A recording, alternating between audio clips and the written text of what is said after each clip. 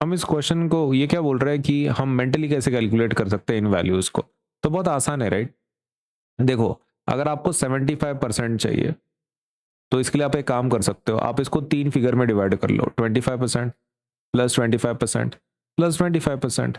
और 25% क्या रहता है, 1/4 ऑफ द वैल्यू, है ना। 25/100, 25/100, 25/100, और ये कितना होता है 1/4। ये समझ में आया। आपको क्या करना है, हर एक का 1/4 वैल्यू आपको कैलकुलेट करना है, और 1/4 वैल्यू जैसे आपको मिल गया आप उसको बस ऐड कर दो।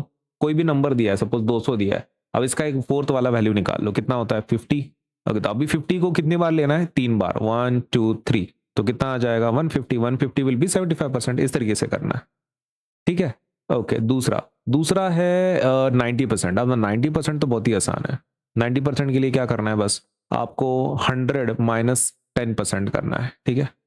आपको 10% वैल्यू चाहिए बस, और 10% के लिए क्या करना पड़ेगा, 10% के लिए आपको डिवाइड करना पड़ेगा 10 से, है ना। कोई भी नंबर ले लो, सपोज मान लो 200 ले लो, उसका 10% कितना आएगा, इसको आप डिवाइड कर लो 10 से, तो कितना आ गया 20। तो 20 क्या हो गया उसका, दिस इज 10%। ओके, तो इसको माइनस कर लो आप, 200 माइनस 20 कितना आ जाता है, तो दैट इज 180। तो 180 आपका क्या हो गया, 90% हो गया।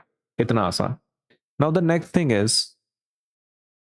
इज 70%, ठीक है 70%।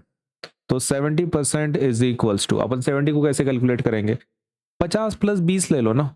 50 प्लस 20 वाला इजी कैलकुलेशन आ जाए, आधा नंबर तो निकाल ही सकता है ना किसी भी नंबर का, आधा, और फिर उसमें 20 ऐड कर देना, कितना सिंपल, इस तरीके से।